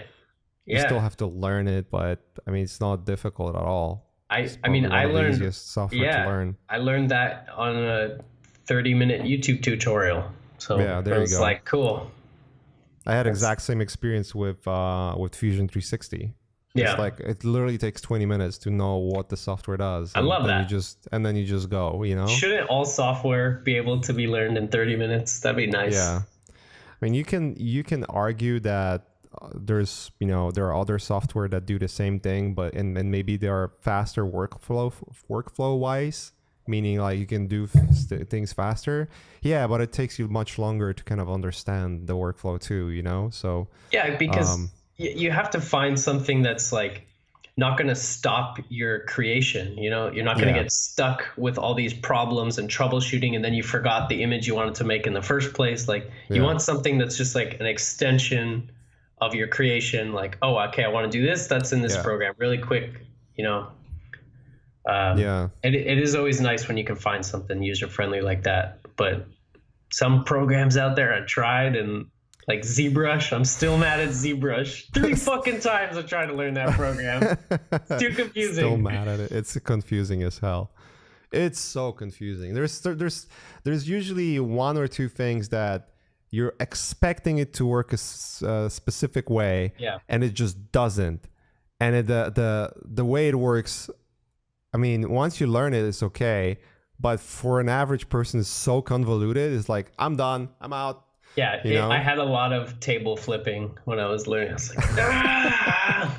Like, why did I press Control Z and my model deleted? Like, I don't understand. Why is it gone now? Yeah. What did I do? I think the single most best thing that happened to Blender was that they started listening to people that say, why the fuck you select with right click? Right. Yeah. Come on, guys. Like literally everything else everywhere in all the industries use left click, including your fucking operating system. You know, like don't Whose just idea was be that? cute. Yeah, I don't know. Someone's trying to be cute. Like, all right, our car is gonna have square tires. Hear me out. Yeah, Hear me out. I yeah. know you guys like round tires. Yeah, that's one of those things where it's like, oh, I have an idea to be different, and it's just like you're ruining the whole experience because But of it. You they know? fixed it, right? The new one Yeah, I fixed think it right that's away. what made it popular. That's Fixing so that funny. So that funny. one thing, and people were not admit it, but I can guarantee the idea of right clicking versus left clicking is so counterintuitive for professionals to work on. But our whole life, everything Yeah. has been left click on everything.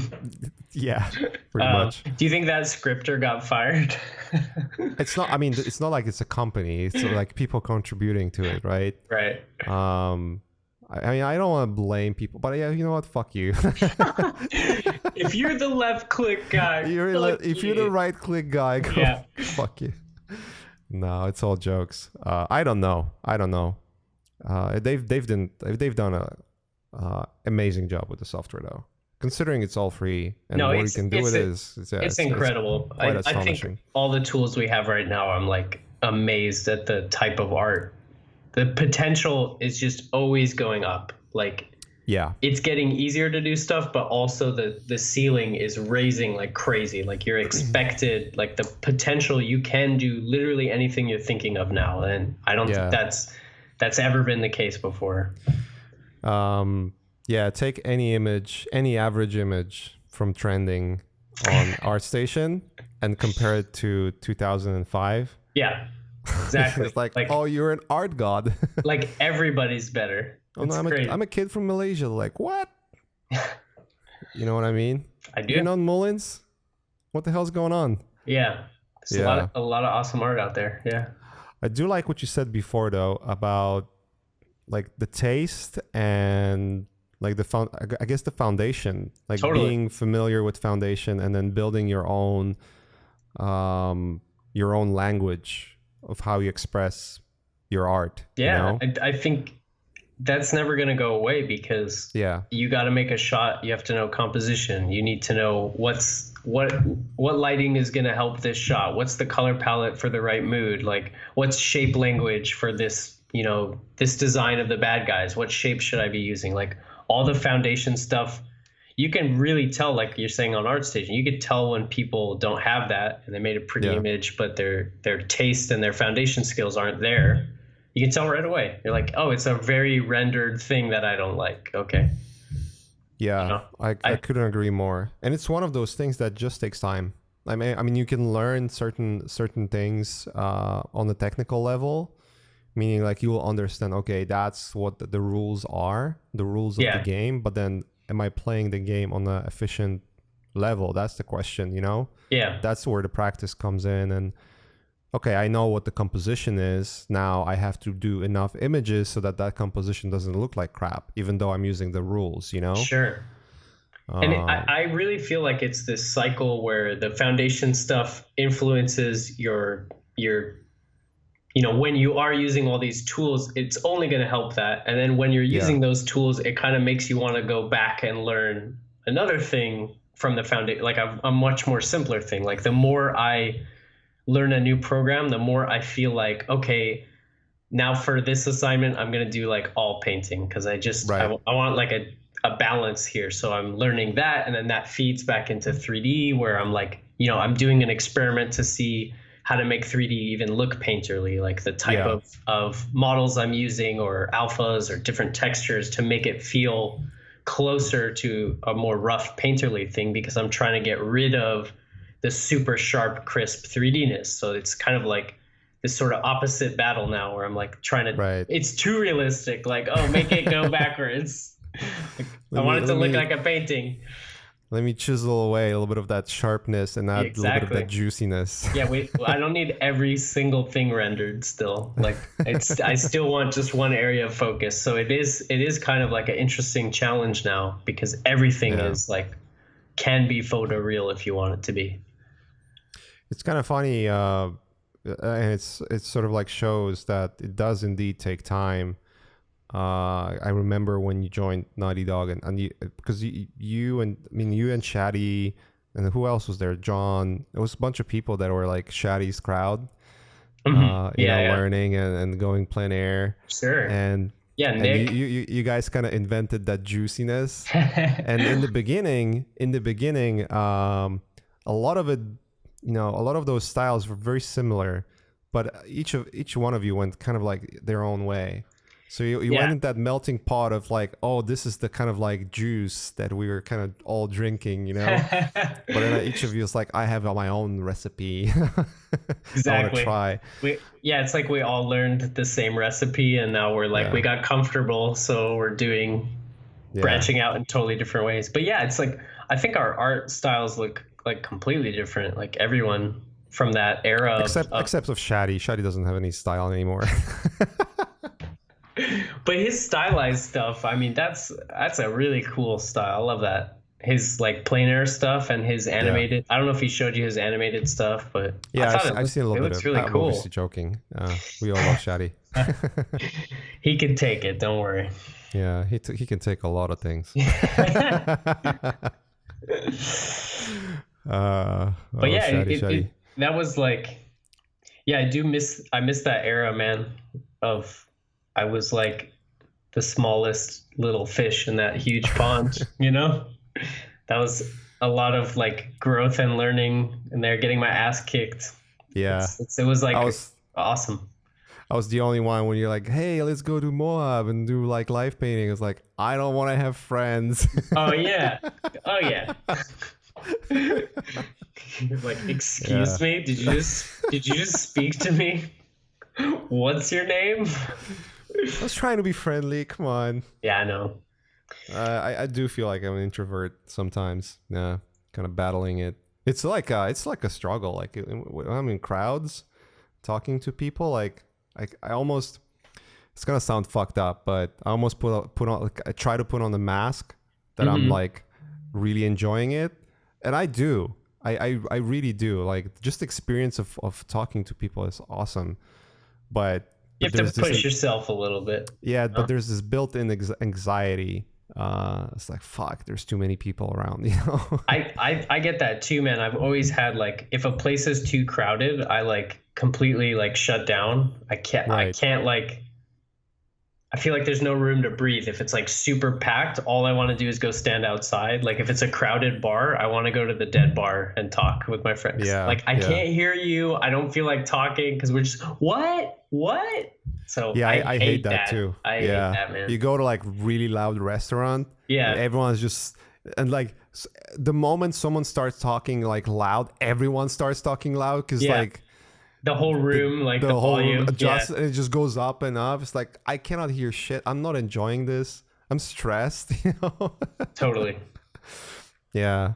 How do you? I mean, I'm curious. Like, cause you've done like speeches and stuff like that. Like, do you get like super like, oh my god, I'm about to talk to a lot of people? It's so weird, but I have like all the nerves right before, and then as soon as I go on it, like, it's done. I'm like in the zone. I get it out of the way, and then like the adrenaline kicks in, and then I can just talk because I kind of realize like all the doubts I have, like it's just me. Like as soon as I'm like in front of a crowd and I start talking, I can like tell everyone is really engaged and understanding, and like I don't know at the time because it's like a quiet audience, but I've gotten a lot of feedback like afterwards that makes me like reassured and like, okay, like you actually liked it. You're not just being paid to say that. Okay, cool. That's the weirdest part. Cause like, if you think about comedians, if the audience is quiet, you're bombing. Right. Oh, yeah, definitely. But with us, like when you do a speech and you talk, you do a presentation or whatever, and there's a lot of people there, all of them are quiet. It's like, they're paying attention. Yeah, they're paying attention, or they don't give a fuck. But you can tell, don't give a fuck. You can tell right away if people are like they look at bored. Phones and, Then you like, all right, break time. yeah, that's true. Yeah, I like the only real speech I've done was at THU. And that was nerve-wracking. Oh, Like I'm the sure. first 5 minutes were like, Huge audience. and I said that on the stage, like I'm freaking out. I mean, It's it's just like like my voice was shaking. you're Yeah, it was taking weird. these introverted artists out, and you're like, oh yeah, just socialize with 1,000 people. You should be fine, right?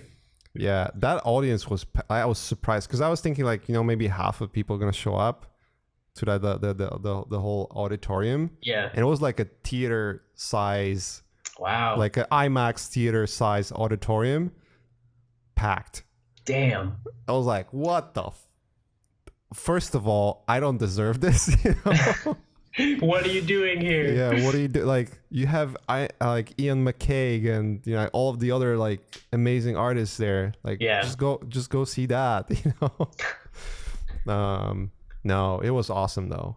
The feedback was great. I loved it. Yeah, I think it feels like really rewarding too, because you're not just in your own bubble. Like when you're communicating with people that you've never interacted with before, and you like hear what they have to say about it, or like oh, the thing you said like really made it. I finally understood this concept. The way you put it, or something. Yeah. Like that. It feels like really rewarding to kind of give back, because that's how I learned, is from like workshops and tutorial DVDs, Nomon DVDs, all that stuff. DVDs, yeah. So it is cool to like get to the point where you're like, oh my God, that's kind of surreal actually, that I'm being asked to teach someone. Yeah. That's crazy. Yeah, it's like it's weird because we are kind of introverts, and you learn, and sometimes you want to share it, sometimes you just want to keep it to yourself. And then you're sort of like put in a position where it's like, oh, I'm influencing people now. Like, what the hell's going on? And strange. It's very strange. I think podcast made me a little bit more immune to it. Mm-hmm. I think, especially because the way I approached it so far was like, I just want to talk with friends in the first place, but also just I've learned a lot from listening to smarter people that are smarter than me. And I felt like maybe I've done enough to have a voice that is meaningful. Sure. And why just not putting it out there? Like people can take it or leave it. If they like it, that's awesome. And then the most validating thing is just hearing those stories, like getting like DMs on Instagram or emails from people that listen to a podcast and say like, man, like it really changed the way I think, or right. It made me actually to join the industry. Now I'm working with like clients and whatnot. I've been saying this story too, where one of my listeners literally was doing the same thing I was doing. He was a janitor, I think. And it was like, I've listened to your podcast and now I'm working with this fucking millionaire who's paying me to do what I've always dreamt to do, That's insane, yeah. And he actually connected me to that person. I worked with that person too. Oh, cool. Alongside with that guy. Alongside the millionaire. Yeah, alongside the millionaire.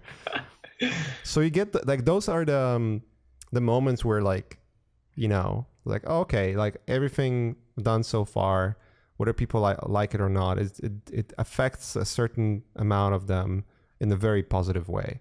Yeah. And that's what matters. So it's nice to like stop for a second and like reflect too, because I think in the industry, it's always just like, okay, finish the project, next project, this one, that. But to actually take a break and like reflect, think about all the stuff you've learned, and to kind of give that back is really, it feels awesome to do. Yeah, stop to smell the roses. Yeah, exactly. You're like, oh, right. Like this is actually, it's not just for the client. Like there's a whole industry of people that are, looking up to you and like, want to hear what you have to say about it. That's kind of cool. Yeah, that's true. That's true.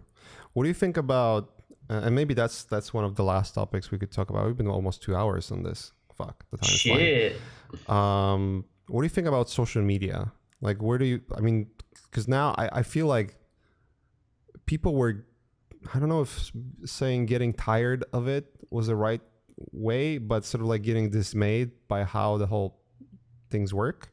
Mm-hmm. I might be completely off on this, but I feel like with this new situation we're in, like having social media presence will actually matter more than it would if you wouldn't have this situation. Yeah, we're in a completely online world now. I mean, like I was telling you before, like we're finally using social media for what it's actually for being social and communicating with people. And it's like, I've always enjoyed social media. I don't ever use any of my stuff as like a personal diary and stuff, but I Right. really love, like, I'm always on looking at art. So I love being like constantly kind of inspired, and mostly like chatting to artists that I'll never really be able to meet.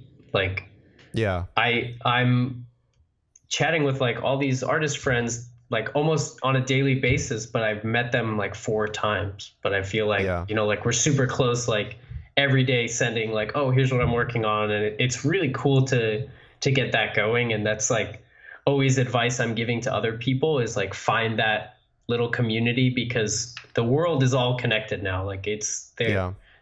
it's not super hard. There's like Discord servers like of art, there's Facebook groups, there's all this stuff that we never had, when I was up and Yeah. coming. And I really feel like that side of it is so exciting to me, where I can do like a group chat where I'm just always sending work, or we're doing Google Hangouts to work together and stuff like that. And, FaceTiming, right? We're doing this over Skype. Like it's so cool that we have all these different tools. I'll be doing my class on Discord and Zoom. So it's like, I'm going to be part of that soon. Yeah. It's exciting, man. Getting on the dark side of the force. I know. Yeah. I mean, I knew that social media is like, it could be a driving tool for you to have like your completely different career, not being in the entertainment industry and still, living off art.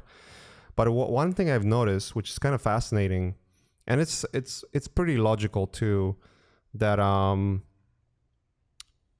the ratio of, and maybe once you get into freelancing, because you've been working in the studio most of the time, so it might be a little different for you, but the ratio of how many people reach out over email versus how many offers come through like Instagram or Facebook not necessarily, but mostly Instagram, that's where I have the most presence, is kind of starting to skew in favor of social media. Yeah. So people are like in your DMs, like filmmakers are hiring you and you're taking jobs from Instagram? People that I'd never thought that they would ever want to talk with me ever. Yeah. Like the most, and some of them are like, oh my God, I'm a big fan, kind of like. Sure. It's like, why? I look at DMs like, why even talk to me?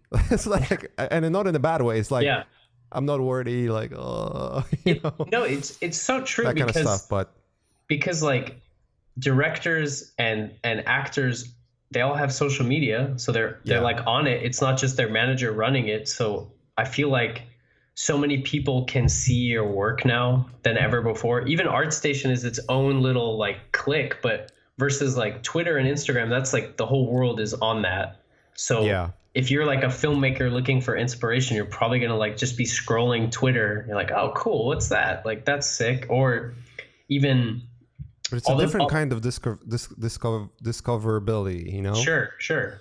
But I mean, how many filmmakers too, like made a short film, they put it on Vimeo and it got internet famous and they become like Hollywood directors. Like it's kind of nuts how you're seeing, 2 or 3 directors started that way now. And it's just going to be more and more, like people are going to get discovered just based on their like passion project.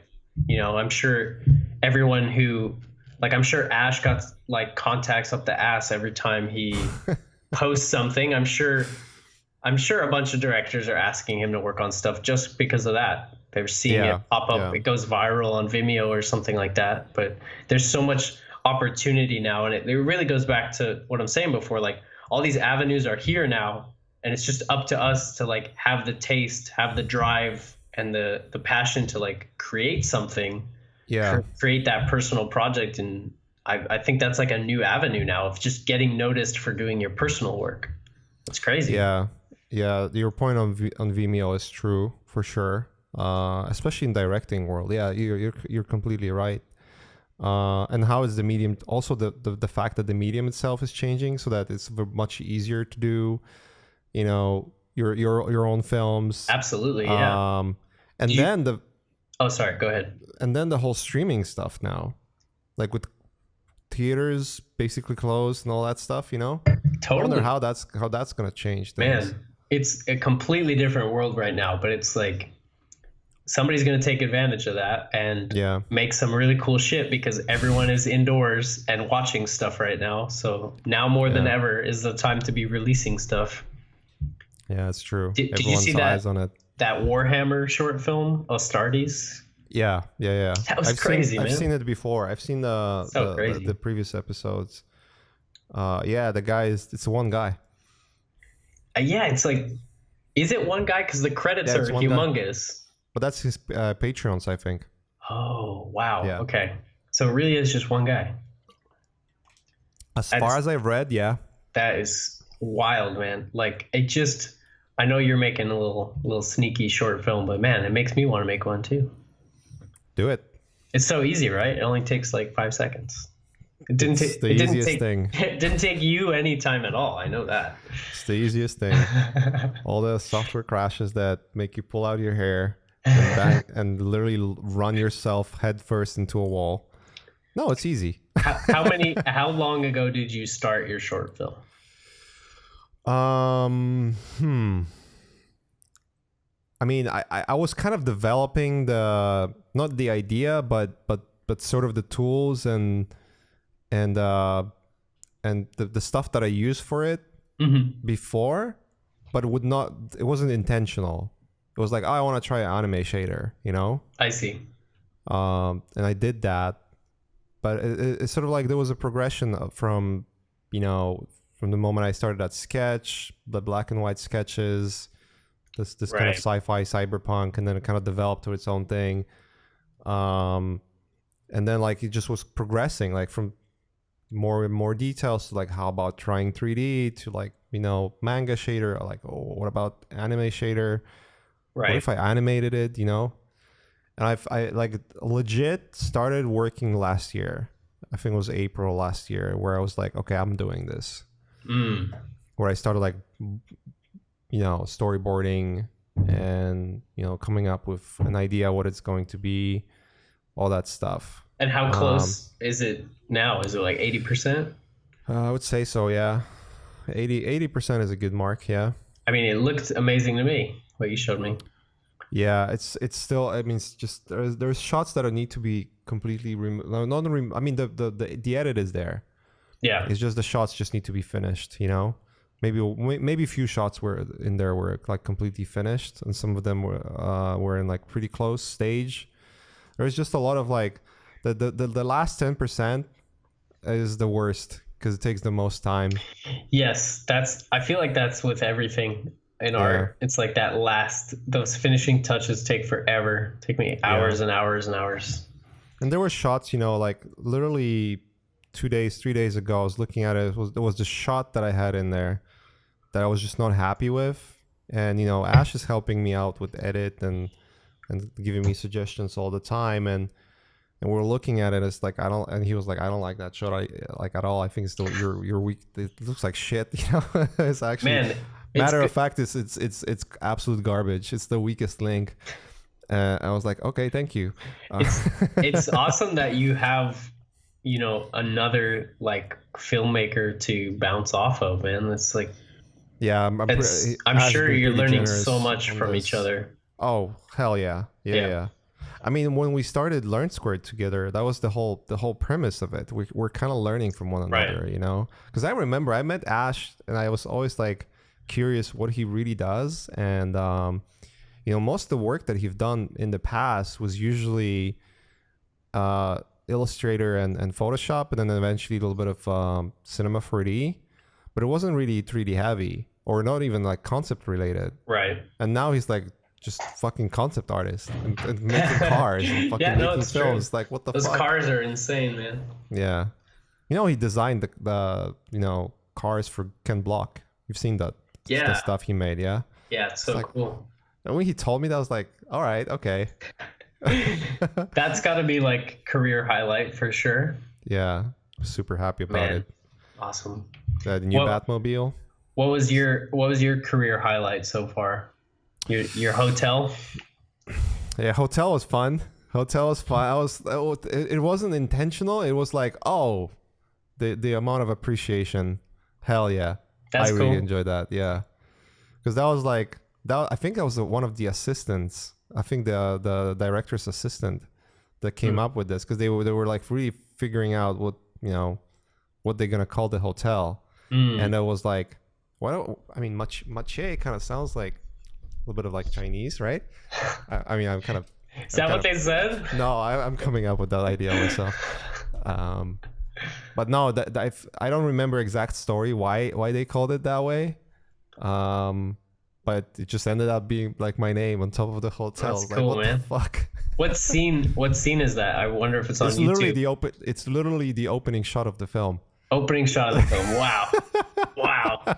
Way to go, man. It's like one of the two opening shots. It's like the first minute. And it's in the trailer. It's like, what the hell? That's great, man. It's like cool. It's like I have my highlight there. I think Last of Us was the real highlight, though. Really? It changed my life. It changed so much in the ways that I think about art and art direction and professionalism, like everything. Sure. There was just so many little things that happened during that project, and the fun stuff, and getting like really good friends too. You guys, working with you guys was amazing. That was, Thanks, I think, man. That was a real, no, for reals though. Like, I'm gonna cry.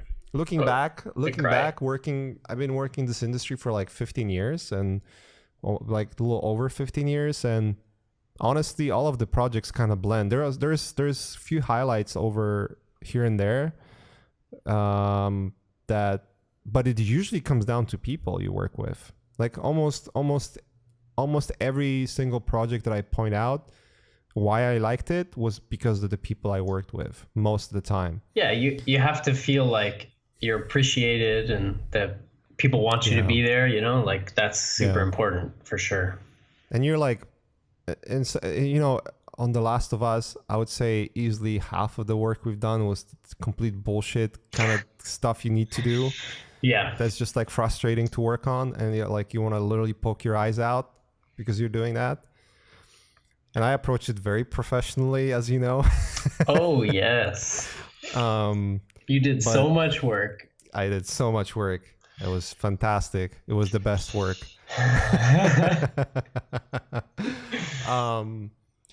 No, but in all seriousness, just shooting shit, man. It's just like all the jokes, everything that was happening in the office. It was. We went on like, I miss. If you think about it, we went on like 2,000 coffee walks or something. It's kind of nuts. Yeah, we did. And then like nerding out about the freaking sunsets, Yeah. Totally. Yeah. Like, take a picture. The exposure's perfect. Use that in my painting. Average person walking by is like, I think they're on crack or some shit. Bunch of nerds. No, fun times, man. Yeah, it was a lot of fun, man. That was like the solid crew, man. Everyone was there. Marek, John, Nick, everybody. That was so cool. Yeah. Well, some of you guys are still there now, scattered, obviously. Yeah, John, Aaron, and myself and Hyung.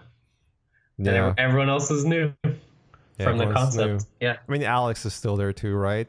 Yeah, Alex is there. She joined us. She joined the crew. Sure. He skyrocketed into the crew. Yeah. Yeah, Alex is fun. Cool, man. I think it's a good moment to wrap it up on like a nice positive. Okay. Great. Yeah. It was an interesting podcast for sure. We went all over the place. Yeah, all over the back. Bob Lazar to Blender. Hey, it's one of those, man. Yeah. Who cares? It's just fun chatting and catching up. I mean, we've done it's like 4 or 5 times you've been on a podcast, like one of the most frequent guests. I mean, I'm the goat-to, man. Yeah, you're the goat. You're an absolute goat, man. I'm happy. Thanks, I'm happy for your mentorship because that's coming up. I don't know if you sold out already or not, but that's perfect. So I'm happy for that. Thanks. And obviously the podcast. I'm curious. I want to see what you guys can do with it. Sounds like it's gonna be a lot of fun. It'll be cool. Yeah. Once it's out, just let me know. We should celebrate it. Okay, great. We should celebrate it. Anyways, thanks guys for listening. Obviously, as usual, for being here and supporting the show. If you want to really support it, like you fucking like, oh my god, this is the best episode. I've seen Eytan's face now. I just want to celebrate that. You can click subscribe. Wow, what a commitment! What a commitment! That's really what you need to do. Like the only thing you really want to do is just click subscribe and that bell icon that's gonna be part remind of the you. Notification squad. Be part click of the that notification bell. squad, dude. That's what really matters, man. I've said it affects the algorithm. I don't even know if that's true.